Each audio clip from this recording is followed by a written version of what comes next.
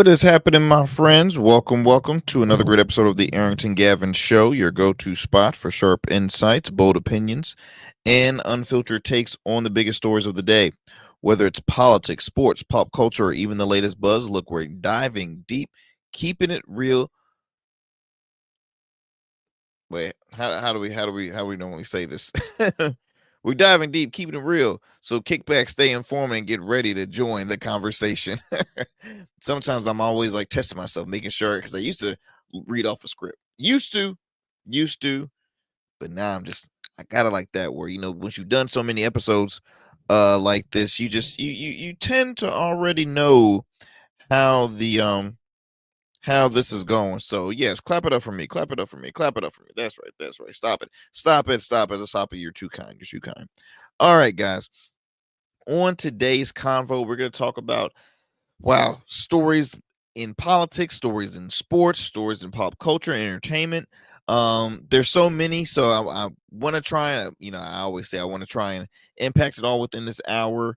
But yeah, we will see. We will see how that goes. But before we move forward, I always want to thank you all for continuing to support the Arrington Gavin Show. Couldn't do it without you. So please do me a favor, continue to continue to tune into the program, whether if you're watching us through our streaming on YouTube or on Rumble. So if you happen to be a YouTube subscriber, follow us and subscribe to the channel, R Smooth Club Media. You can just type in the Arrington Gavin Show, and it's the easy way to find us through there. Also, you can find us at the Arrington Gavin Show on Rumble if you happen to be a Rumble subscriber. Also, wherever you get your podcasts, whether that's iHeart, Spotify, Apple, you can tune into the Arrington Gavin Show. Be sure also to tune in to the program Monday through Fridays at 11 p.m. on our radio affiliate, WDJY 99.1 FM. Again, I truly appreciate those folks, those kind folks who allow us to stay on the air. Also, I want to thank some of our proud supporters of the Arrington Gavin Show, like our friends over at Ingenious Gin. Our friends over at Ingenious Gin. If you happen to be a gin connoisseur or a gin explorer out there, look, I highly recommend you to grab a delicious bottle of this amazing gin. It is a rose gold. This is what it's a spin of the original gin. It's a rose gold complexion gin. It is a black owned, veteran owned spirit company. And look, I'm a bourbon and whiskey guy. That's my preference. But if I do partake in the gin, there's only one gin that I will ever partake in, and that is Ingenious Gin. So my friends, do me a favor, check them out online at www.ingeniousgin.com, or you can go find them at your local ABC or spirit stores. And yeah, again, support. If you're 21 or older, please, drink responsibly. And again, we want to thank them for being a proud supporter of the Arrington Gavin Show. All right, my friends, let's get it going with some of our stories here. We normally do our fun fact of the day, but I'm gonna skip over that today because it's really a lot of stuff that I want to try and impact. So on the last show, I brought up Morning Joe. Morning Joe, who has been receiving some major backlash since they announced on their program that they had a meeting with uh Donald Trump over at Mar-a-Lago. They flew to Florida, which I'm pretty sure they actually have a residence in the state of Florida. But anyway, they met with Donald Trump, who will be, the next president. He'll be, be getting ready for that seat. He'll be returning to the White House pretty soon. They had a meeting with Donald Trump, and they considered it kind of like reconciliation of communication, right? They're trying to backtrack and say, okay, let's try and like let bygones be bygones and let's start over, let's start fresh, right? Now, the reason why they have been receiving heat on both sides, the right and the left, I say it like this: they have been known to be some of the biggest critics of President Donald Trump. Former president, I'm saying former right now until he becomes, until he uh the inauguration and stuff. So I'll say former President Donald Trump. Um, they have received so much backlash because they're like, wow, way to kiss the ring. All that junk you've been talking. Now you want to be buddy buddies. You want to be cool because you're scared that guys might lose your job and this and then the other, which I'll explain why, they could be scared for their job. But there have been so many folks who has uh, uh criticize them. And I'll just speak, as far as, folks I've seen on the left, Sonny Hostin, co-host on The View, um, um, other, left leaning pundits, and radio hosts have all criticized. They're saying, how could you? I'm just so pissed off that you could do such a thing. Like, why would you do that? Also, are you saying like all the stuff you were spewing out during his administration and then after, is it all a lie? Because now you're just gonna be like, cool with him now. You're gonna be cordial. Like, why are you guys meeting with him? That, like, it doesn't make any sense. So here's one thing that has been brought up. Fact of the matter is, once Donald Trump is back in office, it will be a red wave that will be taking over the Capitol. What I mean by that is, you have a Republican in the federal in the highest position in politics. You have President Trump, you got JD Vance. Then guess what? The House Senate has now is majority red. The Congress is majority red. Donald Trump is probably gonna, he's hoping to bring in more conservative Supreme Court justices, right? So when you have all things conservative, usually nobody's going to be watching the news as far as viewers of left leaning media outlets, MSNBC, CNN, um who else can I think of? Well, I'll keep those two because they're like the problem. Oh, ABC probably, which ABC I always look at more neutral. NBC News neutral, PBS neutral. But MSNBC has put themselves as like the very strong left media, like strong left. Um, Donald Trump has been said that he could, and again, it's no how serious he is, but you know, he could bring consequences um to his political enemies. And that's not again nothing physical, but like I said, they don't know how it will look for their job security. Ratings are already plummeting, I would say, from left leaning media outlets, especially MSNBC. I was listening to a program today, and a caller had called in saying how uh I used to be a I used to be a huge Morning Joe fan, and then all of a sudden they got kind of on the extremist level as far as with really attacking the former president, right? Now I look at it like this. Donald Trump, he started the battle when it comes to attacking people's character. I look for you for my listeners and viewers out there who are Trump fans. Look, that's the God honest truth. Because when he first started in office, he started with attacks, attacks, attacks, and then he looks like he turns around and is like, "Oh, why are they attacking me? See, it's unfair. It's a huge witch hunt that is this and that and that." I'm like, "Come on, dude. You started the fight. Now you want to play the victim all of a sudden? Come on, y'all. Come on." That's why I don't look. He won fair and square, and you always got to call a spade on on both sides. Not calling anybody on either side perfect, but when I hear folks that says, Oh, you've never seen the media come after somebody like this. You've never seen the justice system come at all of this political attack, and it's just it's unfair that it happens to this one guy because he's speaking the truth. No, he started the fight. All right, he started the fight like any other bully, and then when a bully finally meets his maker, then he wants to play a victim. Like, oh, come on, that's not fair. That's not. Come on, this is so unfair. It's it's a common thing, y'all. It's a common thing. I want to read you this article that I'm just pulled up from the Daily Beast.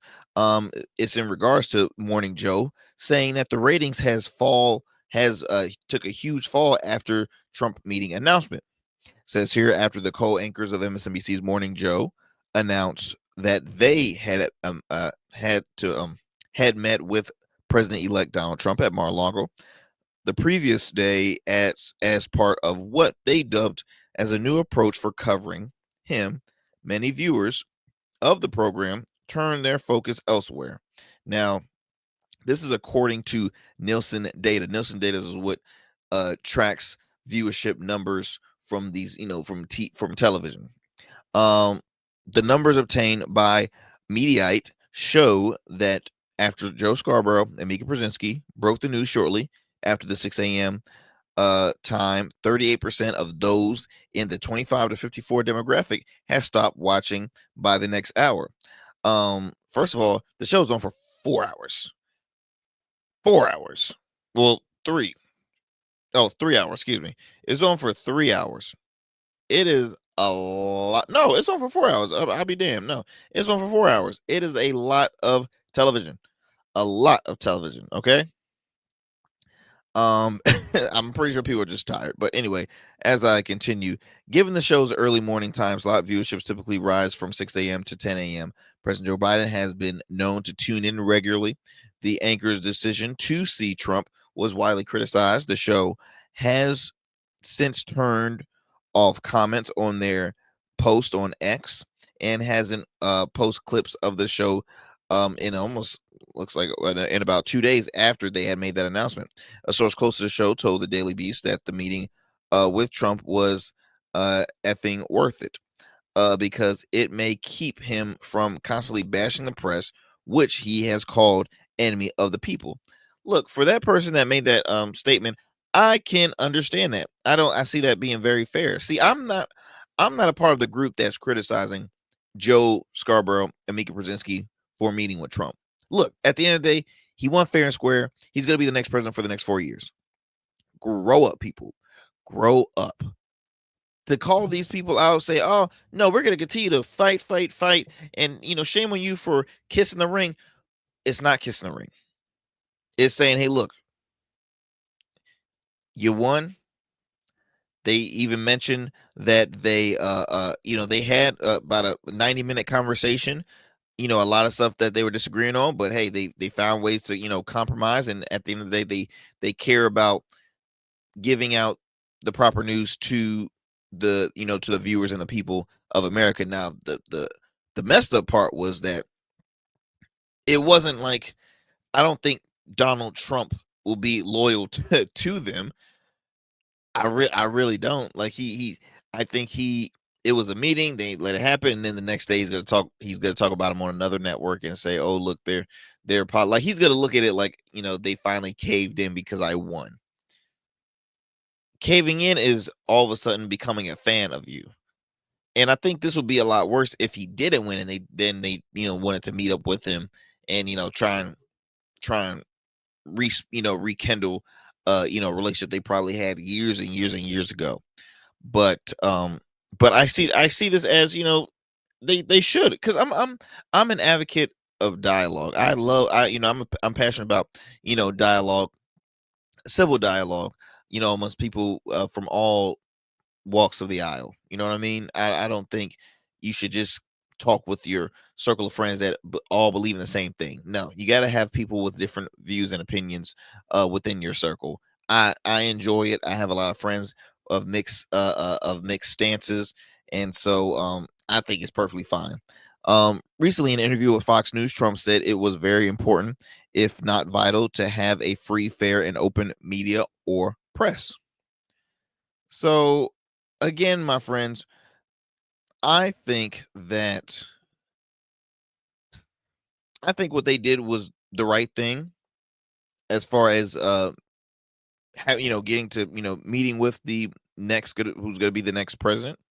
But did they take a huge gamble and risk, especially being the what channel they're on, and they're supposed to be kind of like they're kind of like the team captains of that network. Between those two, as well as Rachel Maddow, even though Rachel Maddow is now has a weekly show, I think those two are kind of like the ones that hold the realm at MSNBC. I mean, again, for crying out loud, they have a 4-hour show Monday through Friday mornings, and they've been there for close to 20 years, if I'm not mistaken. Um, they've made so much money at this point. If they want to start a podcast, I think they can. I mean, linear television is very slowly but surely going away. Digital and streaming is where the big profit, the big money moves are at now. Yeah, I don't think it will be a huge I don't think it was a huge risk, or it was bad for them to meet with him. Again, hey, they should have the right to speak whoever they want to. And at the end of the day, is more brave the fact that being a huge critic of this person, you showed up to his Lions Den. You know what I mean? They went to Florida, showed up at Mar-a-Lago, spoke with him in person. All right, in person. Conversations are different in person than it is remote, over the phone, in front of a screen. It's totally different to you actually encounter that individual face to face. Anything can happen. Anything can happen. So I wanted to continue talking about that because I did bring it up on the last show, but I felt like I didn't have as much time as I wanted to, so I wanted to kind of backtrack and speak a little more on that. So I can keep you guys up to speed and in the loop with that. Look, my friends, we're gonna take a quick commercial break. Don't go anywhere. You are listening to the Arrington Gavin Show. Don't change that dial.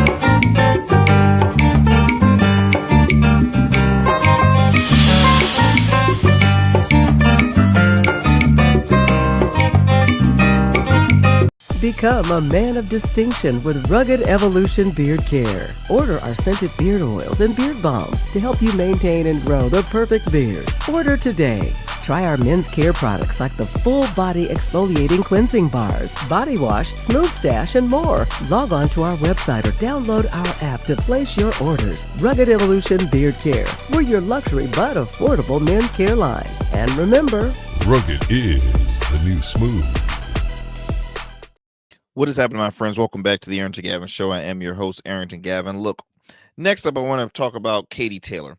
Katie Taylor, if y'all are unfamiliar who this individual is, she was she's a female boxer. She competed in the one of the bouts during the Mike Tyson and Jake Paul event that was held live on Netflix, and she had a very gruesome fight with I believe her name was Amanda Serrano.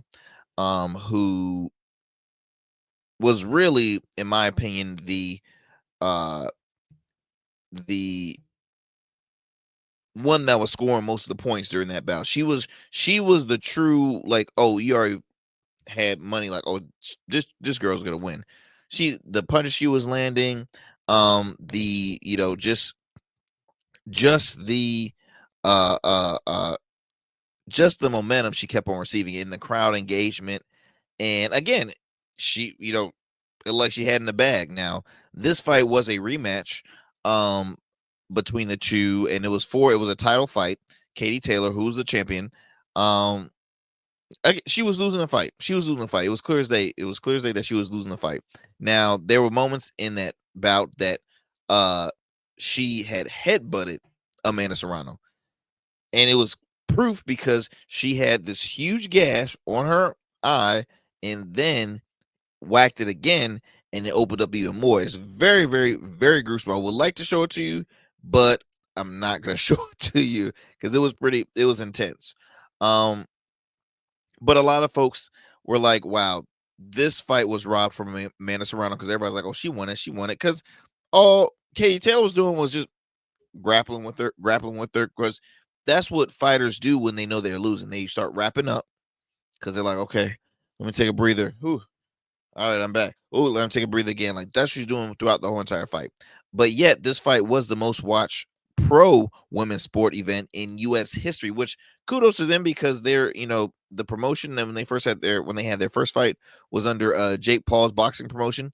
The ladies received huge pay raises.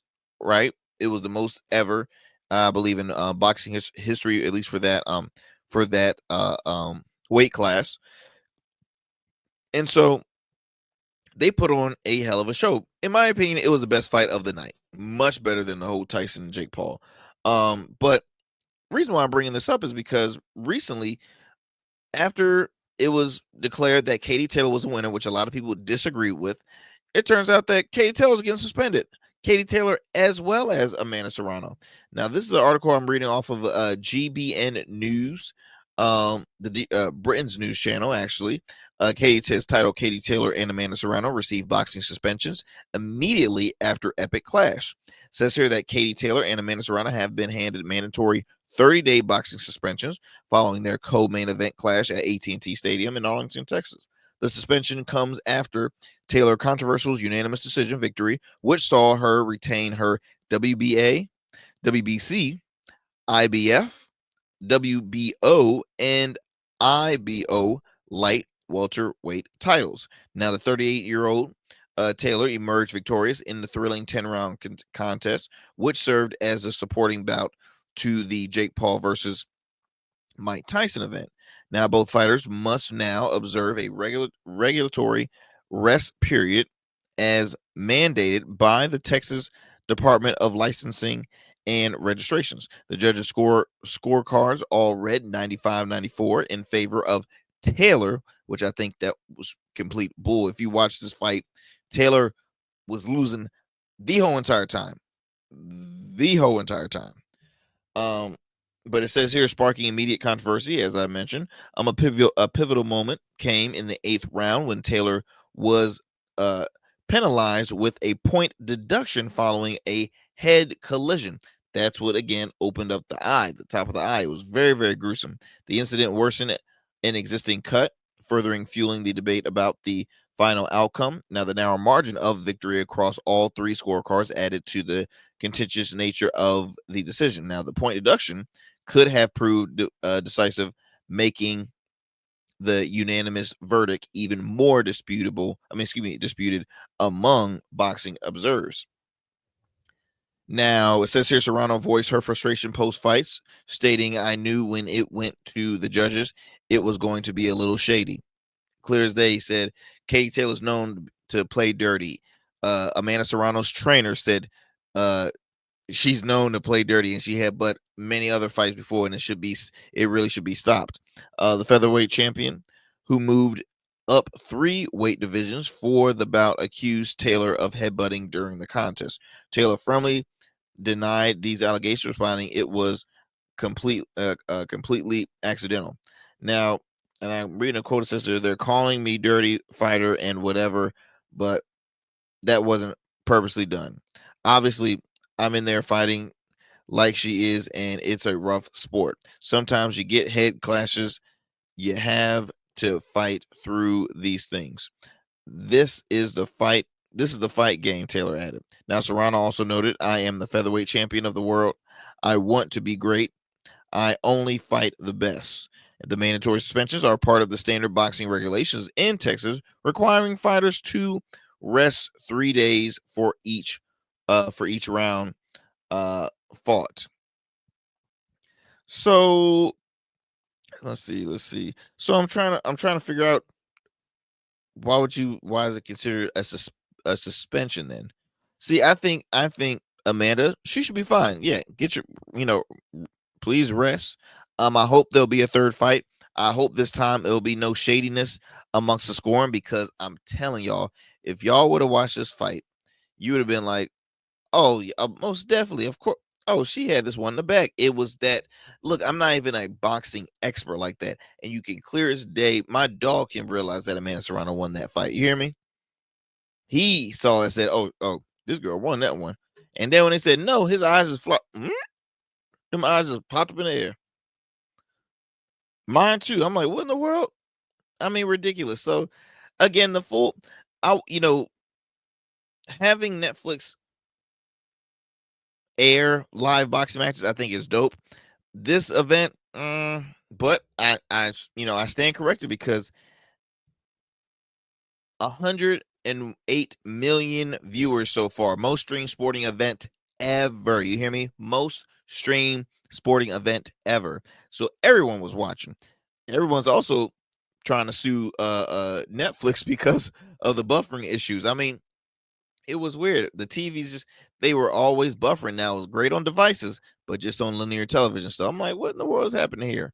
So so yes, as far as will we see a third fight, I hope we do. Um I doubt it, because if it's like best out of 3, and one person wins twice in that, usually it's like, hey, season's over. The tournament's over. Um, you can't.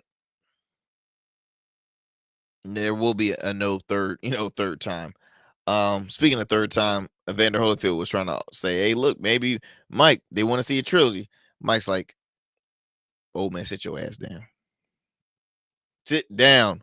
I'm old. You saw me gasping for air during this fight," which a lot of folks are saying, hey, it might be some shadiness. I'm not gonna, not shadiness, but just something that was undercover work with this fight. Like it was a little rigged. Now look, I'm not a skeptic. I'm not, big on like kind of conspiracies like that, but I will say, um, it was just moments where I'm like, Mike, do you realize that you're fighting, right? You wake up. What's happening? Snap out of it. Like it was just weird after seeing the training videos, seeing him sparring. You're like, this guy obviously has the stamina, things like that, but it was totally different vibe, man. Totally different vibe. Let's see right here, my friends, how we looking with time. I want to stay. Let's stay on sports. Because this right here has been a conversation that I've been having regularly with some of my with some of the homies, just grading LeBron James' son, Bronny James, who's now in the NBA. He was drafted, I think it was like the 55th pick in the draft. Um, he plays for the Lakers. He's now bouncing back between G League and being a bench player on the active roster. But he was a part of history in the beginning of the season, when it was the first time ever a father and son duo on the same team performing at the same damn time. Only other father son duo was the Griffeys, Kent Griffey Sr. and Kent Griffey Jr. They were on the same squad. They were actually, as a picture of the four of them before the game, which I think is pretty dope. But look, nothing against Bronny James. Um, he's talented, and the the Lord had his hands on him during his season, during his collegiate season at USC, because Bronny James suffered a cardiac arrest. And, when you see stuff like that, you're like, wow, can they ever recover? Right now, DeMar Hamlin of the Buffalo Bills, who also had an incident where he went into cardiac arrest during a live game, and he was out for the season, still on the team. And he has so far made a speedy recovery. He's competing. He's not just competing, he's starting. And I mean, the crowd loves him. The city of Buffalo loves him. But not trying to get off sidetrack, but Bronny James, the question and I guess the debate always comes is he is he a true great NBA player? Has he truly earned the term to say, okay, this dude could really be something? Or is he getting a free handout because his father is LeBron James, aka King James, aka franchise player, aka the face of the NBA? Is all this credibility and stuff happening because who he is? Now, Ryan Clark, former NFL star, Super Bowl champ, ESPN sports analyst, as well as co-host on the successful Pivot podcast show that he hosts along with other former NFL stars like former Jaguars running back Fred Taylor, as well as former Miami Dolphins linebacker Channing Crowder. Recently, Ryan Clark had some words to say of what he thought of just Bronny James, how he is acting, how his career is going, and the way he's presenting himself as as a NBA player. Here on this clip that I'm about to play, he was criticizing him of kind of being a little arrogant as far as look, dude, you're on the G League now. Act like it. You got to compete. You can't just say, my daddy is LeBron James, so I fly this. I'm not gonna fly with you guys. No, that ain't gonna happen. So check this video clip from Ryan Taylor. Then we'll discuss that discuss it on the other side. So hold tight.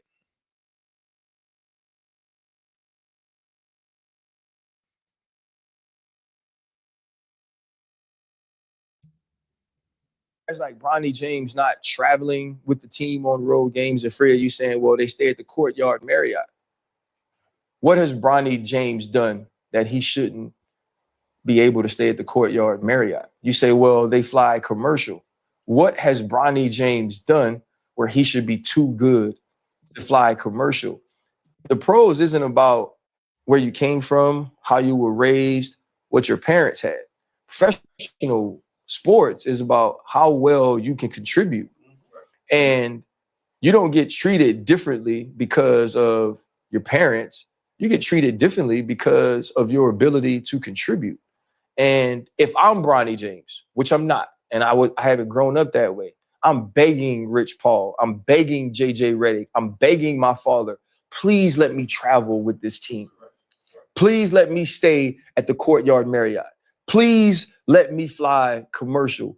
Please let me go somewhere where I'm gonna get up more than 6 shots in 3 games to not only prove it to my organization that I'm worthy of being on this team, but to my damn self. Yeah. Right? I've never in my life been the best player on any team. I wasn't the best player on my high school team. I wasn't the best player on my college team. I'm not the best player on this professional team or this G League team. Let me go out and prove that. Because like in the end, all of these accomplishments are going to be for LeBron James. Bronny James going to have money, but he ain't going to have like the one thing that all of us ever want is proof to ourselves. Like, that's what I wanted. I wanted to be able to walk off the field and be like, man, they didn't draft me and they cut me, but look at me now. Hold up. So, you know what? I could not agree more with Ryan Clark. Now, here's the thing you have to remember. Ryan Clark, like he said in the video, he did not grow up with a father like LeBron James. LeBron James, extremely successful, 3-time NBA Finals champ. I mean, again, successful in sports, successful off the field.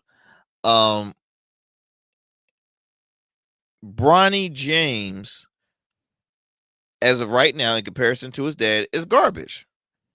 His stats were awful, leaving, coming out of USC. Um, he, just the way he plays in the league, like he plays like a baby starting, still trying to walk, right? And I get it. He's a rookie. Give him time. Give him time. Um, the thing is, his position where he was at was mainly just to, say, hey, look, I personally think he was brought into the league to help his dad look great. When I say that is because you, sir, being on the same team as your child says that, my man, you still got it at your age. He's on, I think this is maybe his 21st or 22nd season now in the NBA. Like it's helping LeBron look great more than his son look great. Now, is his son cool with that? Maybe. Does his son realize how much pressure he has because he does hold the James name, who his father is, and the fact that, hey, you got drafted and you got so much playing time as this and as that. I mean, I know he probably has to care about the pressure and that, that it brings to him. Now, here is just one of his let's see, one of his stats from one of his G League games. Now, this is not the NBA game, says this is from a G League game. Bronny James says here that he had scored 4 points. All right. He had scored 4 points, 2 out of 10 field goals, as well as 2 assists. Stats are awful. Stats are garbage. To me, I mean, he's kind of undersized. I think I want to say he's a forward, maybe a point guard as well. Now,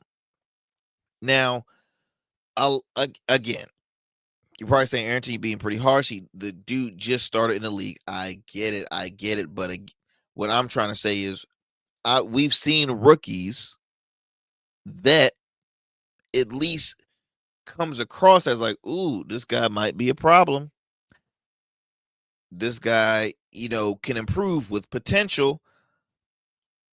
I don't see that in LeBron James. I mean, no, excuse me, in Bronny James. I don't see that. Okay, if you continue to work him hard, he could be somebody. Now, I think he will be, still have a pro basketball career. That could be, that could happen overseas. That can happen in the G League. I can't, that he might be, a guy that will go from squad to squad to squad. Because if you think about it, if you look at children of NBA players, Gary Payton Jr. Is the first guy I can think of. He was fortunate. I think he got a ring with I want to say he got a ring with the Warriors, but he he was a bench guy, but hustled, right? He hustled because he knew, look, I don't have my dad's credits. I don't have my father's talent. I need to make a name for myself. And he hustled because he was starting to become a journeyman. Seth Curry, the son of Mark Curry, um as well as the brother of Steph Curry. Seth Curry worked his tail off, and he's a great shooter. He ended up having, quite a decent career. Not as to the capacity of his, of the status of his brother or his dad, but still a, pretty decent career. Austin Rivers, who I don't think is playing anymore, but he was the son of Doc Rivers. Again, journeyman, but he had to work because he actually was pretty good in college. Bronny's averaged like 5 points in his collegiate career, in his college career. So, I don't know. I'm always, I want to see Bronny do well. I want to see him continue to, grow in his career. But I hope he does not play in this like, uh, like, hey, look, I can chillax because my daddy is. I hope he's not having that mindset being in the league. You know what I mean? Again, he's still, still young, but I hope he's taking it very serious and can continue to improve because I mean, that's just me. That's just me. That's just me. Let's see here, my friends. Last up, and we're gonna last up in the sports. I want to bring up. Let me see if I can find the. No, do I have it? Probably not, but no. Yeah, no big deal. So recently, New York Jets GM uh Joe Douglas, he was axed, man. He was axed. They had to fire him after serving on the team or serving as a team's GM for 5 seasons. Now, the Jets are just one of those franchises that you just gotta, oh, bless your heart, you poor things. Like one of those teams, just like the Dallas Cowboys. Um, the Jets can never catch a break. The Jets right now, really, New York teams, football wise, woo! It's a reason. It's a reason why y'all sell out. The Knicks games and the Yankees and Mets games because y'all like, look, you see how our football teams look. I ain't paying no money to see them no more. I mean, they go from quarterback to quarterback. There's all social issues, and especially with the Jets because first of all, you have one of the greatest quarterbacks in the league in Aaron Rodgers, former Super Bowl champ, and I think he won like 2 MVPs. Now he has been his Jets career has been extremely rocky. Debuted the season, literally first few plays, he tears his Achilles, out for the season. Boom, that's your career, buddy. Now he returns here. Um, Stats wise, percentage wise, he's struggling, and they've even went on to bring him Devontae Davis from the Raiders in a trade because he wanted to be traded. And so you're like, okay, let's see what we're gonna do now. So you give him a serious weapon, still not making it work. So again, shows here that Joe Douglas, after 6 seasons, he had a record of 30 wins and 64 losses. Not awful, but not good at all, and not safe enough to keep your job. It says here that the New York Jets won't wait until after the season is complete to reboot. Gang Green fired general manager Joe Douglas recently. 42 days after owner Woody Johnson fired head coach Robert Saleh. Um, after a Week 5 loss to the Vikings in London. Now, Douglas joins him on the unemployment line and is quoted, today I informed Joe Douglas he will no longer serve as the general manager of the New York Jets. I want to thank Joe for his commitment to the Jets over the last 6 years and wish him and his family the best moving forward. Phil Savage will be the interim general manager for the remainder of the season. We will begin the process to identify a new general manager immediately. Now, Douglas was in his final year of his contract, and given, wow, couldn't even finish the season out, and he had his final year of his contract. That's crazy. Final year of his contract, and given the 3-8 club's performance, he wasn't expected to return to New York in 2025. The Jets decided a parting of ways was not worth waiting. Now the Jets hired Douglas away from Philadelphia, where he was vice president of player personnel in 2019. In 5+ seasons under his guidance, New York posted a 30-64 record and never sniffed the playoffs, and that's the truth. His season high for wins was 7 and a .438 win percentage in year 1 would be the peak of his tenure. Now, it says here, credit to Douglas for helping build one of the most dominant defenses, including drafting Quinn Williams. Yes, Quinnen Williams with the first selection in New York. He famed 2022 class included rookies of the year in 2022 in quarterback Sauce Gardner, wide receiver Garrett Wilson, to pair with Brees Hall and Jermaine Johnson. Now, however, Douglas Doomed was never solving the QB riddle. And that's, my friends, is really where I see a lot of teams struggle with, is they're picking their true franchise player, a quarterback they can guarantee they can stick with and they won't have to be worried about. My Colts right now, we're struggling with finding QBs. The Cowboys, the Jets, the Vikings, the Panthers, the Bears, the Cleveland Browns. I mean, it's a lot. It's a lot of teams out there that are really struggling to find their go to. Even the Pittsburgh Steelers, right? I mean, they're doing decent. They're having a great season so far, but you got Russell and oh man, I'm forgetting the other QB that's up there. Oh, he came from San Francisco. I'm forgetting his name to save my life, but it's looking really choppy. It's looking really hard and it's difficult because I mean it's just rough. It's just rough. Now, again, you would think for him, you're like, bro, I got you, Aaron Rodgers. What do you want from me? What we're literally, what do you want? They're saying, okay, drafted number 2 overall in 2021, Zach Wilson, who basically crashed and burned. That's very true. They never had a suitable backup option as the Ballyhooed moved to bring in Aaron Rodgers. And that's very true. They never had a great backup option, which they should have, because no one expected Aaron Rodgers to literally get hurt after like 2 plays. And I don't think anybody even like touched him. It was just one of those freak accidents. I'm like, wow, which, you know, Aaron was out there wilding, on his on social media, on his I guess stances outside the field and stuff. So he was wilding. Not saying it was karma, but I mean it did happen. But yeah, Jets. I just I wanted to check up on you guys, keep you guys up to speed. Hopefully, you see a miracle happen for you guys. I hope very soon.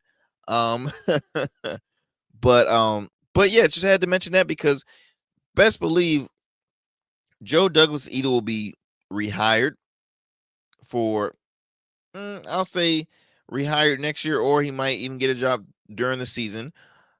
Or we also will witness some more jobs being lost in the season. I'll be honest. Just the way it's looking, it's just not looking too pretty. All right, my friends. Well, look, we're gonna take another commercial break. Don't go anywhere. You are tuning in to the Arrington Gavin Show. Just like a winning team evolves throughout the season, so does your beard.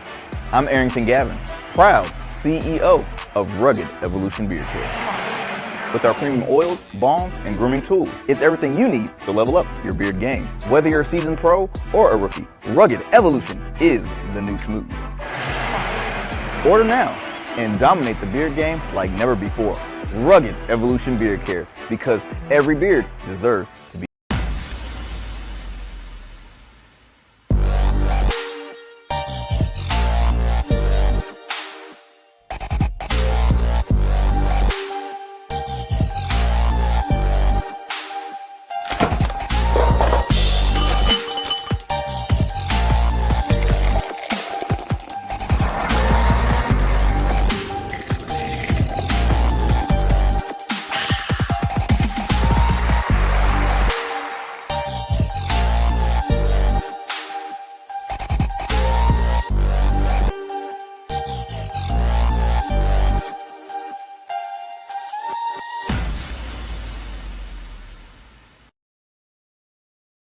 Welcome back, my friends. Welcome back. Welcome back. I wanted to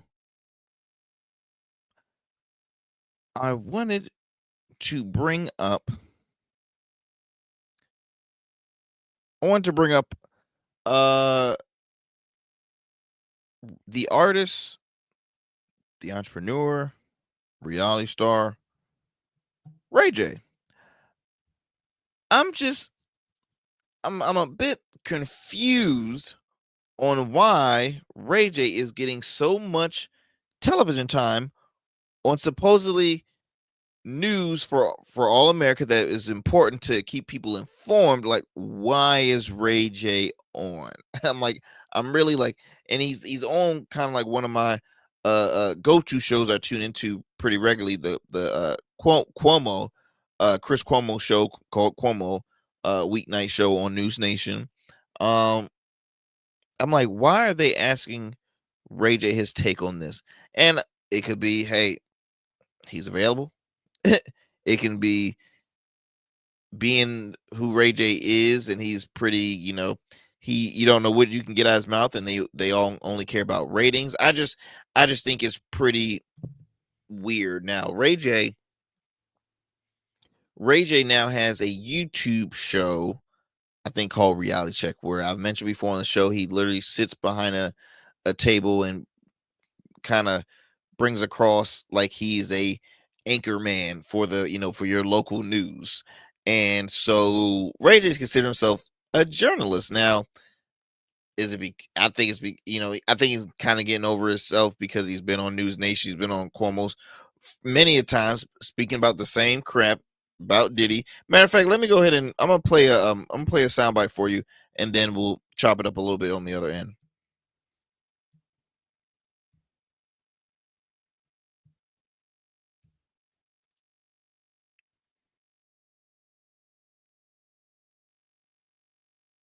Do you still believe that we're going to see a lot of bold-faced names get pulled into this because of their knowledge or their participation in what Diddy is accused of?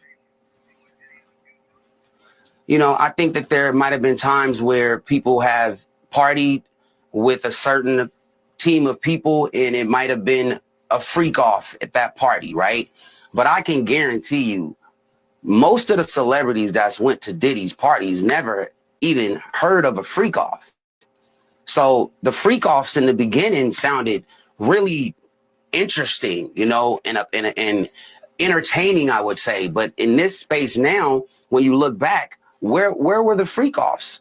Everybody that's super legitimate, that's an A-list celebrity or whatever they say, from my knowledge and just me knowing, I've never seen a freak off.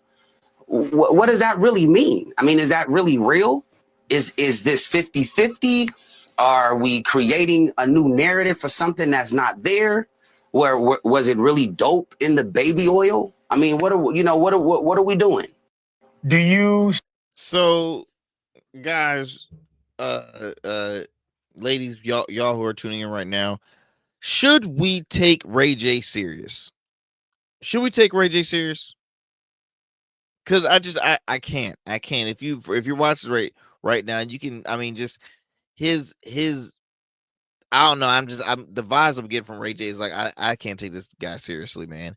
Um, does he have a point? I mean, I'm not disagreeing with him. He said, he said, hey, look, most celebrities who went to Diddy's parties, they look they did not all participate in these quote unquote freak offs. Like literally, there's folks that if you got a picture with Diddy, they like, they a part of it. Ooh, they a part of it. Ooh, they a part of it. Well, such and such did say, or such and did make this conspiracy there. So it's like, is Ray J now the spokesperson for like all of the stars in Hollywood? Like, is he their spokesperson? Is he their scapegoat? Like, what is happening right now? And so again, I've seen the way Ray J acts. Literally, not too long ago, he was over here making threats to a pastor, saying like, you don't have to sweep somebody off the pulpit or pull somebody off the pulpit. Like, again, should we take this guy serious? He's literally trying to come across as, Mason Cameron developed the whole "it is what it is" show. You see Cameron rocking suits all the time. Um, and I think Ray J sees a profit, and he's like, let me go ahead and get me some suits, give me some old preacher suits. All right, and let me start getting on the news more. Let me get on News Nation because they're a growing network. They're always looking for ratings. I'm a big star, which it sucks to say, but yeah, I guess Ray J is a pretty familiar star. So it's just it's interesting, y'all. It is very very interesting. But again, the question I propose to you all is Ray J a journalist? Or is Ray just a guy that's looking for some TV time? It's all part of the brand. He's all about, hey, look at me, publicity, publicity, publicity. Should we take him serious? That's what I want to ask you all. So please, let me know by contacting us through our, through DMs. Give me your take on it, leaving us a comment below if you're watching this video right now. But I just think it's extremely, extremely interesting. Let's see here. We got about four-ish minutes left. Let me see here. What we're gonna do is real quick, I want to mention to you all that one of my favorite actors, pretty much my favorite actor of all time, Denzel Washington, has announced that there will be more. There's more equalizers that will be on the way. They have 2 more Equalizer films that will be coming soon, and I'm just like, oh man, Denzel, I thought we were done after 3, man. You were in your 72, 73. I know he's in his 70s. Please don't. I mean, I know you're in shape right now. Now, look, I can stand corrected because I heard the new Gladiator movie that's out. The man has a action scene or a fight scene, and he's in some damn good shape. So I don't know, but it's just like Denzel. But I mean, hey, I watch anything Denzel's on, man. Anything Denzel touches turns to gold when it comes to films. If you say I'm lying, then y'all can go. About that because don't come after Denzel. Don't y'all come after Denzel. But I will at this point right now. Denzel needs to sit it down, right? Equalizer, 5 equalizers. Come on. I mean, I guess they're trying to compete with the whole John Wick sequels because they got a lot of John Wick films as well. I'm not crazy about sequels. Even if they turn out successful, it's just I don't know. I think I think you should really cut it at 3, 2 or 3. But when you start getting to 5 and this and that, it's like wow. But Denzel, who has said that he wants to do a few more acting films and then kind of retire from acting and be more behind the scenes. Maybe this is just a goal of his. He wants to, hey, let me do some more Equalizer. A lot of people love the Equalizer movies. And really, the interesting thing I just found out, Denzel, the Equalizer is the only films that Denzel has ever done sequels for. If you think about it, there is no Training Day 2. There was never a Man on Fire 2. There was never a was it Running Out of Time or Time 2. There was the movie he did with Mark Wahlberg. There wasn't a second one of those. There wasn't a second Fences. I mean, there was no second Glory. There's no second Great Debaters. There was never sequels to a lot of the films that he's been involved in. So again, I can see why he's having fun by doing sequels with this. I just I get kind of it's turned off from all the sequels in my opinion. But anyway, y'all, look, that is my time. Y'all know how to tune into the Arrington Gavin Show Monday through Fridays at 11 p.m. on WDJY 99.1 FM Straight Talk, as well as on all digital and streaming platforms. Be sure to follow us on YouTube as well as Rumble and subscribe to those channels, as well as follow us on our Instagram page at the Arrington Gavin Show, as well as on Substack. Y'all take care. God bless. Stay safe.